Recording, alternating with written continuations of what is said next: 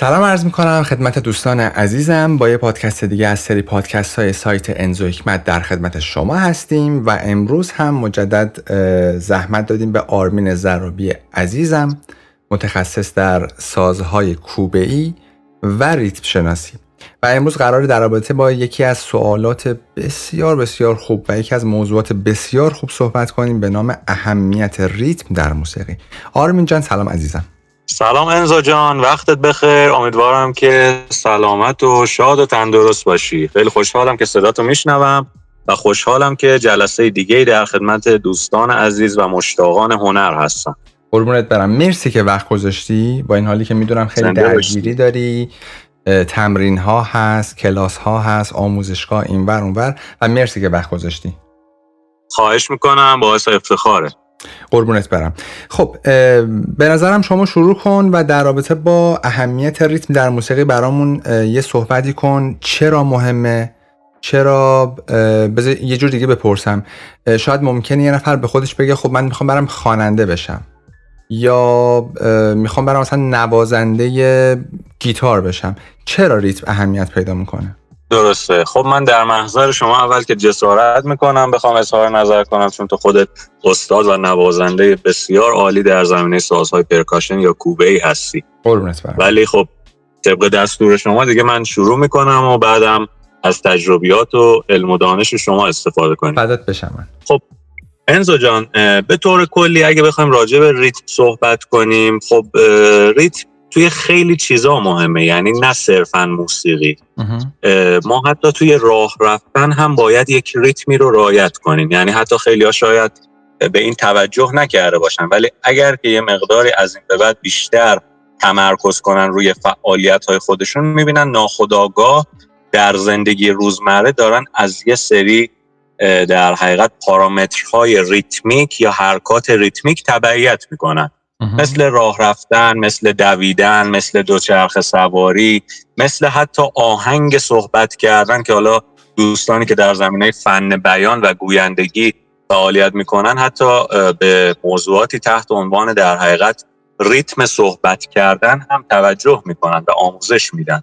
بنابراین ریتم در زندگی کلاً بسیار مهمه، ولی حالا ما منحصراً راجع به هنر و علل خصوص موسیقی میخوایم صحبت کنیم. درست. در زمینه موسیقی ریتم خب به طور کلی میشه در حقیقت تعریف بنده اینه، حالا شاید تعاریف مختلفی از ریتم باشه، منتها از نظر من بخوام خیلی ساده بگم میشه در حقیقت رعایت کردن و نواختن یک سری فواصل زمانی. حالا این فواصل زمانی هم میتونن یکسان باشن، هم میتونن در حقیقت غیر یکسان باشن، یعنی چند فاصله زمانی مختلف رعایت بشن با در حقیقت چاشنی ضربات ضعیف و قوی، یا در حقیقت ضربات پیانو و فورته.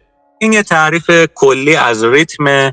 آره، که در موسیقی خب بعضی از عزیزان شاید هنوز خیلی با این اصطلاح آشنا نباشن، ولی خب یک وسیله یا یک اپلیکیشن، یک دسترسی بسیار بسیار مهم که خیلی سال داره در موسیقی استفاده میشه و در زمینه ریتم اصلا به قولن یک بخش جدایی ناپذیر از بحث ریتم، وسیله هست به اسم مترونوم، که یعنی در حقیقت مترونوم هست که اصلا میتونه یک ریتم رو به خوبی با هماهنگی صحیح تعریف کنه و در نهایت یک نوازنده به کمک مترونوم یک ریتم رو خیلی اصولی و دقیق اجرا کنه.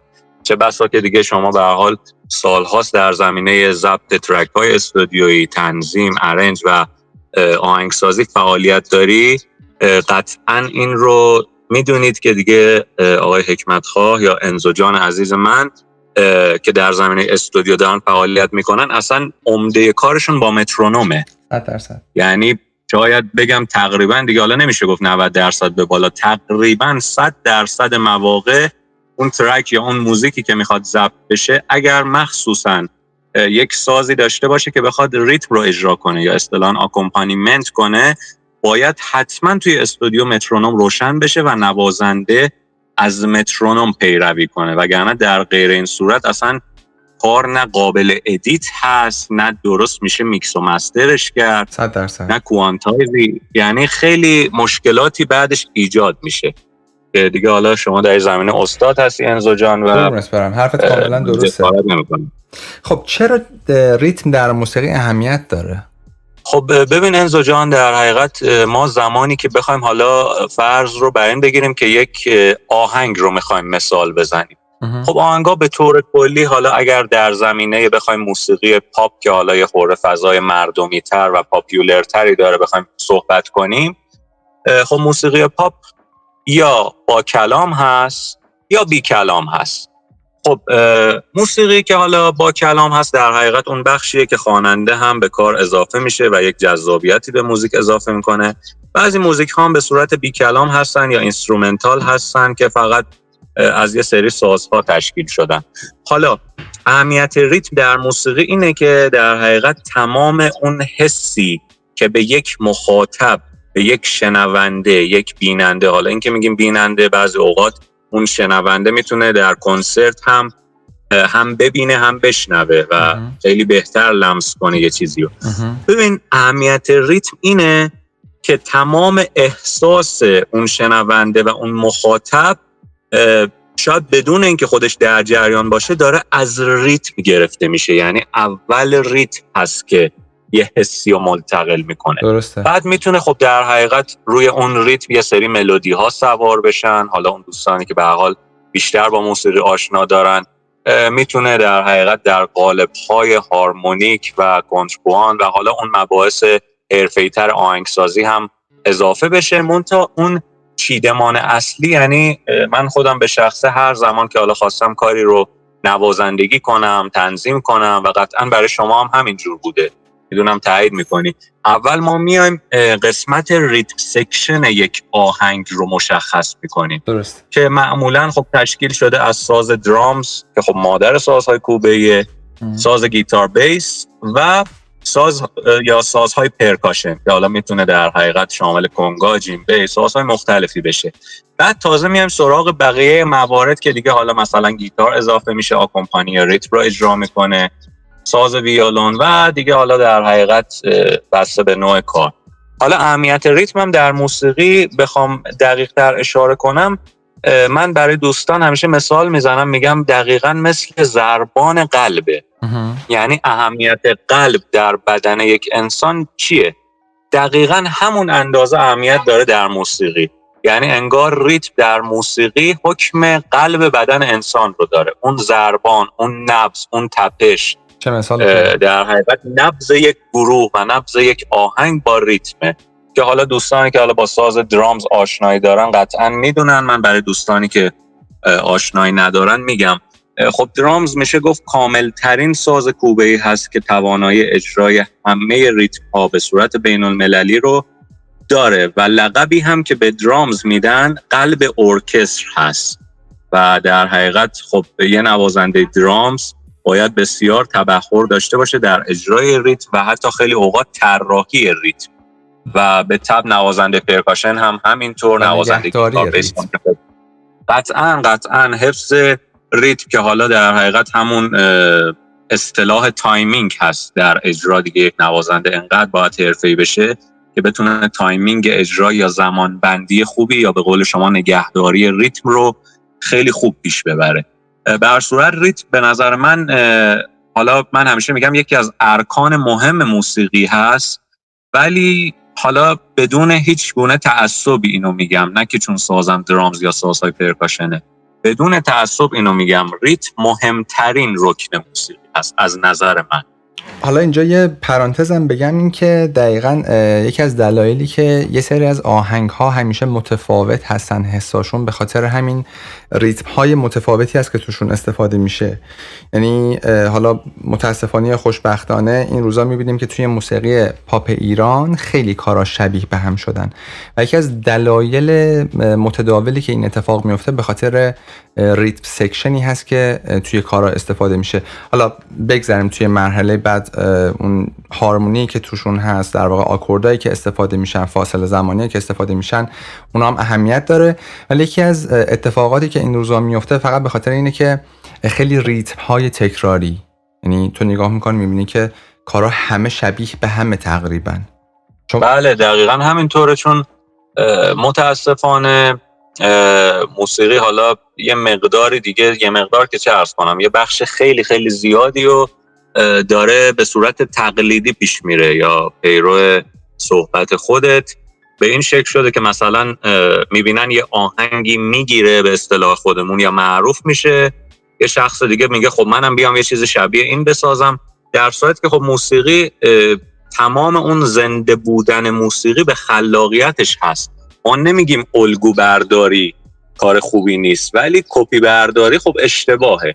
یعنی در حقیقت اون ریتم ها میتونن خیلی الگوهای مختلف، پترنای مختلف، ورییشن های مختلفی داشته باشن برای حالا یک ترک صوتی که به صورت استودیویی ضبط میشه یا قراره توی یک در حقیقت جایی مثل کنسرت اجرا بشه، که چه بسا خیلی اوقات میبینیم حتی خواننده‌های بزرگ خودمون، آرتیست‌های بزرگ خودمون یک تغییراتی توی ریتم آهنگشون ایجاد میکنن. یعنی شما میبینید مثلا اون به فرض کاریو که توی استودیو خوندن و آهنگی که قبلا ما ازشون شنیدیم توی اجرای زنده و کنسرتشون یک تفاوت‌هایی در زمینه مخصوصا ریتمش ایجاد شده. حتی خیلی اوقات اصلا ریتم به قول معروف کن فیکون میشه، یعنی اصلا یه ریتم دیگه میشه ولی بسیار هم خیلی اوقات میبینیم به کار میاد.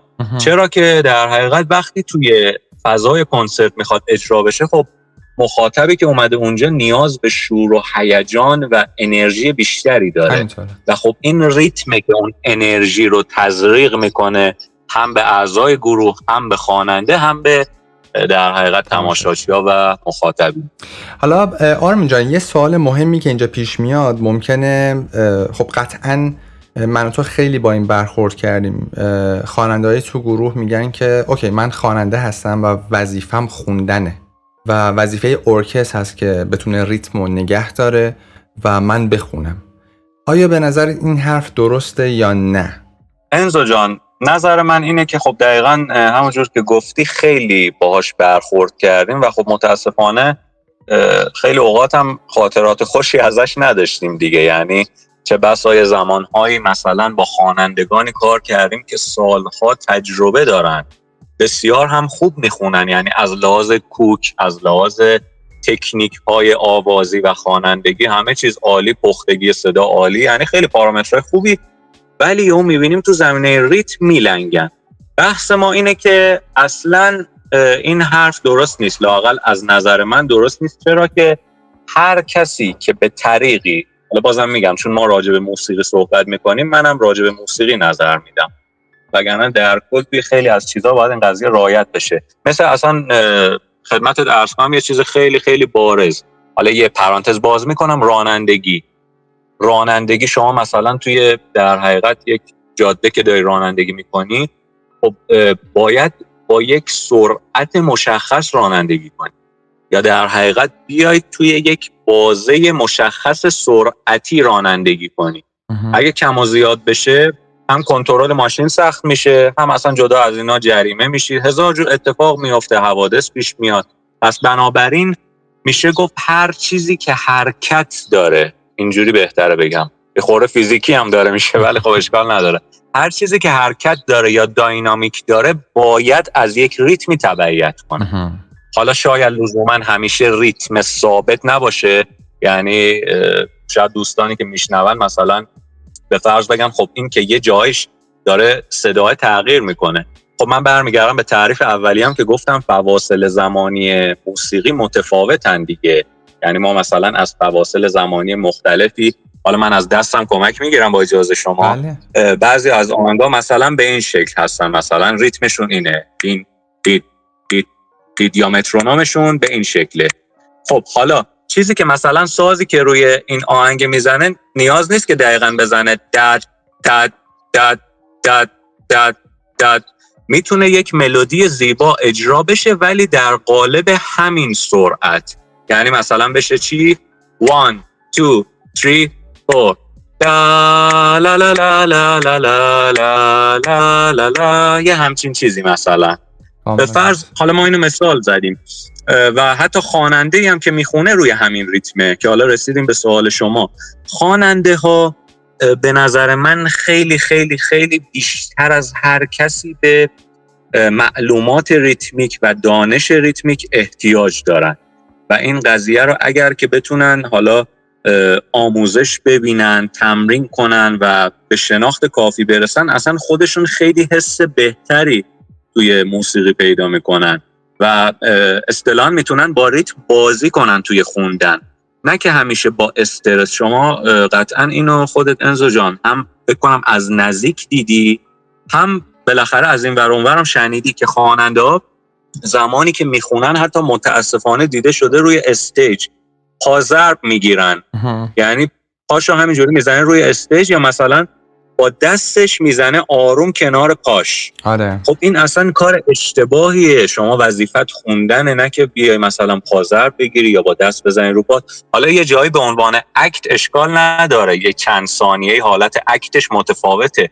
اون حالتی و ما منظورمونه که یک خواننده رو میبینیم و واقعا من بارها دیدم استرس رو در چهره خواننده میبینم. اصلا تمرکزت کم یعنی میشه برای استرس خوندن. میبینم، بله اصلا حس میکنم که طرف از ترس، از اضطراب این که یهو ریتمو گم نکنه داره همینجوری رو پاش میزنه یا داره با پازرب روی استیج میزنه.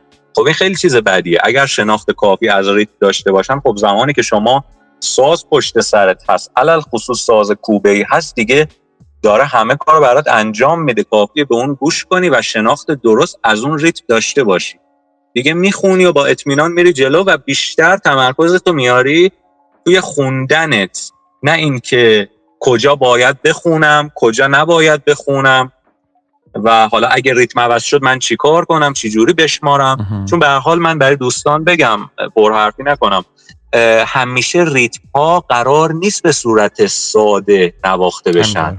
بعضی ریتم ها هستن که ضربات ضعیف و قوی زیادی دارن، بعضی ریتم ها هستن که حالا میزان های لنگ دارن اصطلاحاً.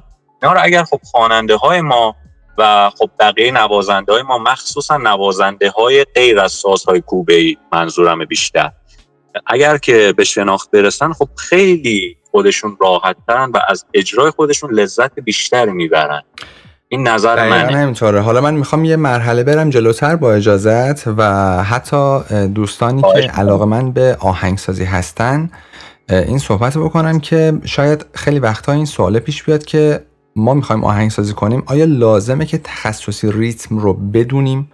قطعاً بله. شاید جالب باشه براتون، یکی از چیزهایی که باعث میشه آهنگسازها ملودی‌های پیچیده تری رو بتونن بنویسن این فهم و درک ریتمیکه. ببینید درسته که شما دارید ملودی میشنوید، ملودی که در آینده قرار خواننده اجرا کنه، قرار کلام بیاد روش، ولی همون ملودی هم ریتم داره و تا زمانی که شما درک ریتم قوی نداشته باشی، قدرت درک ریتم خوبی نداشته باشی، نمیتونی ملودی بنویسی که اون ملودی توی خوندن موقعی قرار اجرا بشه ریتم خوبی داشته باشه. حالا به عنوان مثال بخوام بزنم، شما میتونید کارهایی که ملودی خیلی قوی داره رو توی کارهای محسن نامجو بشنوی، مخصوصا توی این آلبوم آخریش میبینی که خیلی از کاراش به قول شما ریتمایی داره استفاده میشه که ریتمای مرسوم نیست، ریتمای 7-8 هست، ریتمای 5-8 با شمارش های متفاوت حتی، و اینه که حتی بین خواننده، بین قطعات موسیقی تفاوت ایجاد میکنه. شاید شنونده معمولی اینو تشخیص نده، نگه چرا چرا خواننده های پاپ اینجورین، چرا محسن نامجو متفاوته. حالا محسن نامجو مثال دارم میزنم چون میدونم بسیار آدم باسوادیه توی موسیقی، بسیار زیاد. تفاوت‌ها به خاطر همینه، حتی به خاطر همینه 1% زیادی که شما سبک رو متفاوت میکنی. مثلا توی سبک‌های جاز یا بلوز، یکی از اتفاقات و یکی از ارگان‌های اصلی که توی موسیقی جاز و بلوز استفاده میشه ریتم‌های غیر متعارفه. بله دقیقاً همینطوره انزو جان. یعنی مخصوصا اشاره شما به سبک موسیقی جاز. خب سبک موسیقی، حالا ما وارد سبک‌های دیگه نمیشیم، من حالا راجع به جاز یه صحبتی کنم. جاز موسیقی بسیار بسیار زیبا، جذابی هست، بسیار میتونه فنی باشه و خب در کل دنیا سبک‌های جاز مختلفی ما داریم که هر کس بالاخره یه زمینه شاید بهش اضافه کرده، یه کم و زیادی کرده، تلفیقی کرده، ولی خب اون ماهیت موسیقی جاز رو بخوایم خیلی ساده تعریف کنیم برای عزیزان، میشه ترکیب ریتم و هارمونی. آفرین. یعنی ترکیب ریتم و هارمونی، این که خیلی خیلی به دل میشینه به خاطر اون حالا اکسنت ها، به خاطر اون ضربات یهو نابهنگامیه که یهو تو موسیقی جاز دیده میشه همه نوازنده یهو اون ضربه رو با هم میزنن، جایی که شاید مخاطب انتظار نداره بشنوه.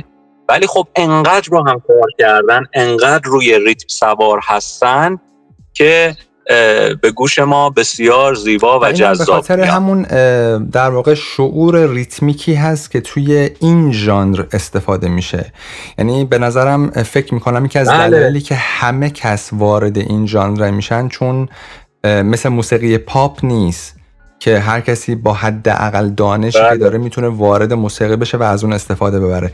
به خاطر همینه که خیلی خاص افراد کمی واردش میشن، چون بسیار سخته، هم از لحاظ هارمونی هم از لحاظ ریتم سکشنایی که وجود داره، فهم ریتمی که وجود داره.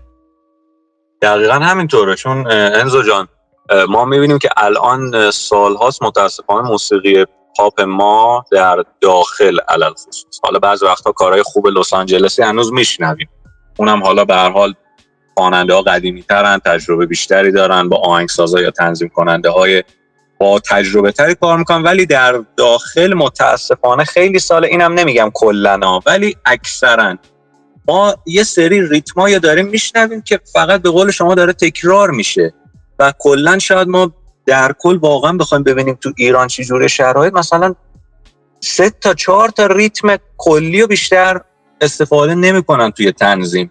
حالا من اینو اضافه کنم، این که دوستان میان یه جای مثلا کیک درامز رو عوض میکنن میذارن یه جای دیگه‌اش، یا نمیدونم مثلا الگوی های هت رو عوض میکنن، حالا یه خورده داریم تخصصی تر البته حرف میزنیم، ولی خب اینو حالا شاید بعضی از مخاطبای ما هم یه مقدار موزیسین باشن و درک کنن.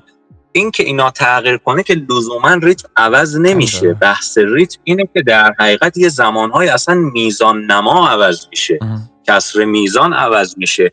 و مثلا من واقعا الان دارم میبینم خیلی سال من تو ایران نه آهنگ باسانووا میشنوم دیگه، نه آهنگ فانک میشنوم، نه موزیک رگه خوب میشنوم، همش شده مثلا یا یه 4/4 ساده، حالا یا به قول خودمون 8 بیت، یا مثلا یه 6/8 سنگین تو مایای اسلوراک، یا دیگه همش به قول بچهای امروز دامبولی 6/8 خسته و نمیدونم دیپک دیشتیک دیپک دیشتیک دیپک دیش. خب واقعا دیگه دورش دیگه نمیگم تموم شد، قشنگه تو بعضی جاها، ولی یه مقدار نوآوری، یعنی بالاخره یه خواننده باید بتونه ریتمای مختلف رو بشناسه، تجربه کنه. و در حقیقت خیلی اگه دوستان بدونن ما چقدر تنوع ریتمیک داریم، مخصوصا من و شما که حالا در حیطه سازهای درامز و پرکاشن فعالیت کردیم، انقدر تنوع ریتمیک داریم که هنوز من راجع به خودم میگم، شما که استادی، راجع به خودم بخوام بگم، من هنوز شاید اصلا خیلی از ریتما رو اصلا نه که بلد نباشم بزنم، شاید حتی نشنیده باشم، انقدر که ریتم تنوع داره. حالا تازه این همشو که ما زدیم و کار کردیم خودش خیلیه، ولی اصلا مثل یه دریای بی انتهاست. حالا این که یه نفر بیاد لزوما بگه نمیدونم من یه 4 ضربی ساده میزنم، من یه 2 ضربی، اینا که نمیشه ریتم. و حالا یه بحث دیگه هم من دارم که حالا هر زمان شما صلاح دونستی این قسمت رو جمع‌بندی کردیم اون رو من مطرح کنم. مطرح کن حتما، چون بعد از این میخوام در رابطه با تاثیر اون شعور ریتمیک در استودیو صحبت کنیم با هم. حتما. چیزی که میخواستم مطرح کنم که حالا میتونیم خیلی گذرا بریم جلو، فقط دوست داشتم بهش اشاره کنم، بحث این هست که انزو جان متاسفانه چندین سال من دارم میبینم، حالا اینا من خیلی قاطعانه و بدون بدون نگرانی میگم، چون بعضی‌ها یه سری حرفا رو شاید نزنن و حالا منافع خودشون رو در نظر بگیرن. من مشکلی ندارم و خیلی صادقانه میگم و انتقاد میکنم. سالهاست میبینم انزو جان متاسفانه حتی در دانشگاه‌هایی که موسیقی داره در ایران تدریس میشه، موسیقی حالا علل خصوص سازهای جهانی، انزو جان اصلا ریتم تعطیل، اصلا من کلاسی تحت عنوان ریتم نمیبینم که برای اینا گذاشته بشه. به خدا قسم اینو که میگم یعنی شنیدم دیدم، نه که اینجا نشسته باشم بگم. آره میفهمم. اصلا کلاسی تحت عنوان ریتم نیست. حالا اگرم باشه فکر میکنی چیه به نظر شما؟ شما بگو. وزنخوانیه. آها. وزنخوانی، حالا برای دوستان باز کنیم این قضیه رو، وزنخوانی با ریتم شناسی خیلی فرق داره. یعنی این که ما مثلا یه مترونوم رو روشن کنیم، باز ببخشید من مجبورم از دستم کمک بگیرم چون الان دسترسی به ساز ندارم. مثلا بیایم یه مترونوم رو روشن کنیم، بگیم مثلا این سرعت ماست، حالا بگیم 1 و 2 و 3 و 4 و 1 2 3 4 1 2 3 4 1 2 3 4 1 2 3 4. یا بیایم ترکیبیش کنیم، مثلا بگیم 1 و 2 و 1 2 3 4 1 2 3 1 2 3 1 2 3 1 2 3 1 2. اینا وزنخوانیه انزو جان، اینا اصلا ریتم شناسی نیست که. ریتم شناسی تکلیفش مشخصه، فاصله زمانی مشخصه، جاهای ضرباتی که در حقیقت آکسان میشن، فورته میشن یا قوی میخورن، حالا برای دوستان بگیم ضربای قوی مشخصه، جاهایی که باید ضربات ضعیف بشن مشخصه. یعنی کاملا اون داینامیک و نوانس و تمام این ماجراها باید توی اجرای ریتم باشه. این که ما یکی رو مثلا تو دانشگاه ببریم پای تخته بگیم 1 و 2 ا و ا و ای و او، اینا که نمیشه واقعا ریتم شناسی.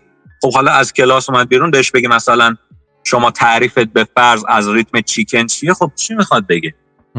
تعریفت مثلا نمیدونم از ریتم عربی چیه، میخواد چی بگه؟ اینا واقعا نمیدونن. یعنی خب نفر برگرده بگه مثلا دوست دارم موسیقی ایرانی کار کنم، دوست ندارم موسیقی جهانی کار کنم.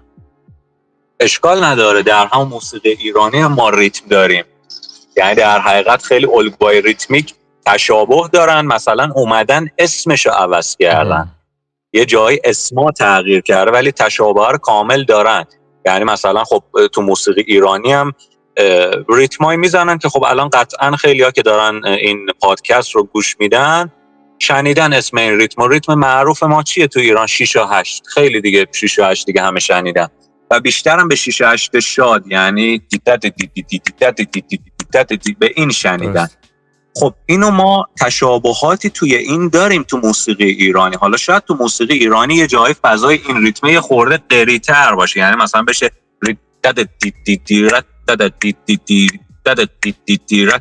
ولی خب ما داریم صحبت اینو میکنیم که تمام این ریتم ها با یه سازی مثل درامز و حتی سازهای پرکاشن قابل اجرا هستن. و به دوستان عزیز اینو بگم، یه زمان هست نوازنده، حالا مخصوصا توی سازهای کوبه‌ای مثال میزنم، ساز ایشون مثلا تنبک هست یا دف هست. خب یه سازیه که کاملا میشه گفت یه ساز کلاسیک ایرانیه، یه ساز حالا در سبک موسیقی سنتیه. ولی انزو جان من خودم دارم دف و تنبک رو تدریس میکنم، اما هیچ وقت در وادی حالا موسیقی کلاسیک ایرانی یا سنتی نه، چون نه در حقیقت ادعایی در این زمینه دارم نه روش آموزش من. بر اساس موسیقی‌های یا ریتم‌های بین‌المللی این رو کار میکنه، یعنی بر اساس ریتم‌های درامز. حالا صحبت ما این هست که تنبک قبل از این که تنبک باشه یک ساز کوبه‌ای، دف قبل از این که دف باشه یک ساز کوبه‌ای. مثلا جایی داره اجرا میشه تنبک به فرض با آهنگ آقای شجریان، حالا یا خود آقای شجریان صداشون داره پخش میشه، نوازنده هم اجرا میکنه، یا یه نفر خواننده داره آهنگ آقای شجریان رو میخونه و یک نوازنده تنبک همراهی میکنه. حالا اگه یه خواننده دیگه بیاد بالا یه آهنگ از گوگوش بخونه، آیا اون نوازنده تنبک میتونه همراه آهنگ گوگوش هم بزنه؟ متاسفانه باید بگم اکثرا نه، نمیزنن، به خاطر اینکه خیلی شناخت کافی روی ریتما ندارن. و اینم من بگم یه انتقادی کنم، هم خیلی عزیزایی دارم که موسیقی سنتی کار میکنن و دوستان من هستن، خیلی هنرمندن، ولی کلا این انتقادو کلی میکنم، نه به شخص خاصی یا اشخاص خاصی. یک مقداری ما باید تعصبات رو دیگه بذاریم کنار، یعنی باید یه مقداری در حقیقت نوآوری داشته باشیم تو کارمون. تنبک نوازی یا دف نوازی سنتی بسیار زیبا هست، من خودم خیلی لذت میبرم، خیلی خیلی واقعا جدی میگم. تنبک بتونه مثلا یه ریتم بین‌المللی هم بزنه، یه ریتم مثلا به فرض مثل فانک بزنه، ایرادی که نداره. نمیشه بگیم که چون تنبکه چون ایرانیه نمیشه باش فانک زد. چطور آقای قمصری اگه اشتباه نکنم سازشون تاره، درسته انزو جان؟ آره آقای قمصری چطور من اجرای از ایشون دیدم که دارن پترن های ریتم فانک رو میزنن خیلی زیبا، بعد پترن های ریتم باسانووا رو میزنن خیلی زیبا، آدم لذت میبره.